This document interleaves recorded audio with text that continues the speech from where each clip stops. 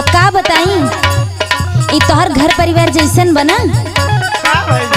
का भइल या तो अलगे कर या तो आके ही संहारो हमारा बस के नहीं खे का हो गइल सुना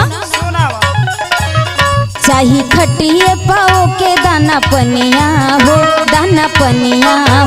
खाके सुते खाली दिन भर देवरनिया हो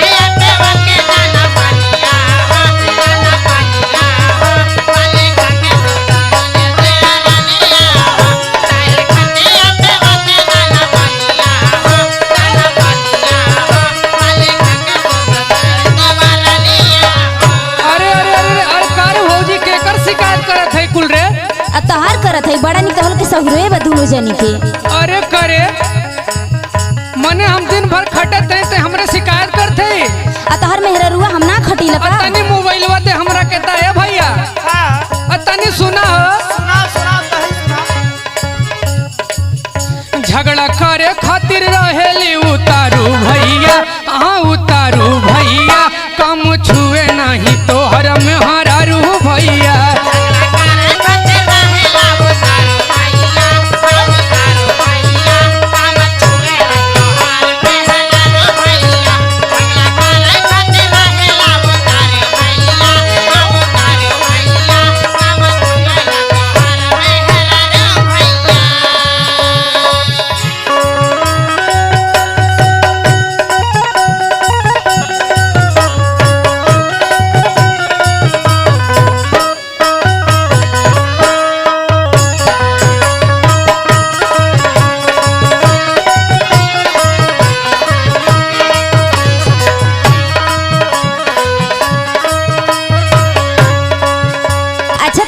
सुना कुलो नहीं कि सुनबा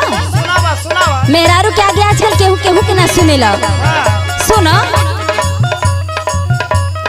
दिन भर करे खाली फोना में पे बात हो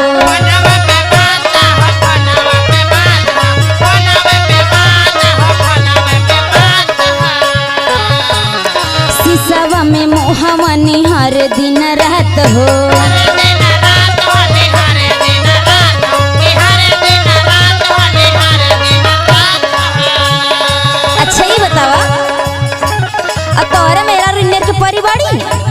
सुना का ढेर हमरा मेहरारू के शिकायत मत करा तो तू हमार काहे करेला सुनो हमरा से बुरा केहू होई ना सुना अरे तू बड़ा सीधा पहले में रहला सुनो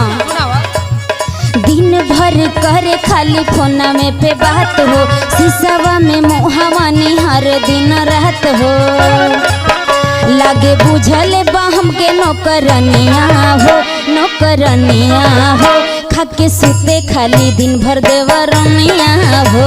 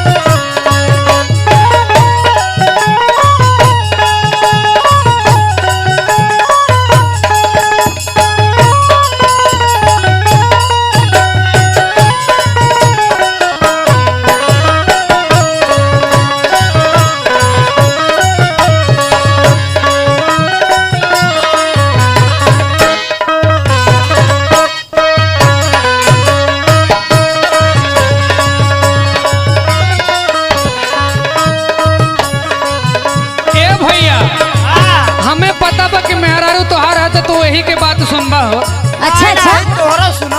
तू बड़ा सही बोले लका अरे एके तू कम जिन नहीं बहुत हरामी है हाँ तू खुदे सरी बड़ा सुना घरे घरे घूमे खाली करे ले दुताई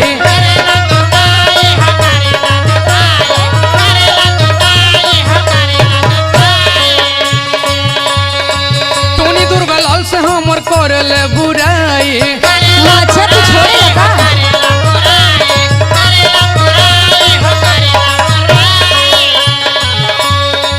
घरे घरे घूमे खाली करे ले दुताई टोनी दुर्गा लाल कर ले बुराई। और सुना सुना बा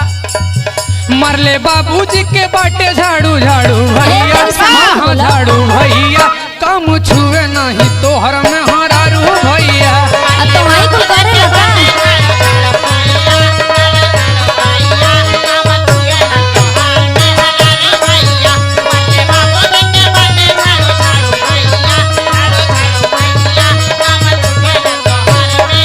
खाके सुते खाली दिन भर देवरनिया हो, काम छुए नहीं तोहर में हरारू भैया। खाके सुते खाली दिन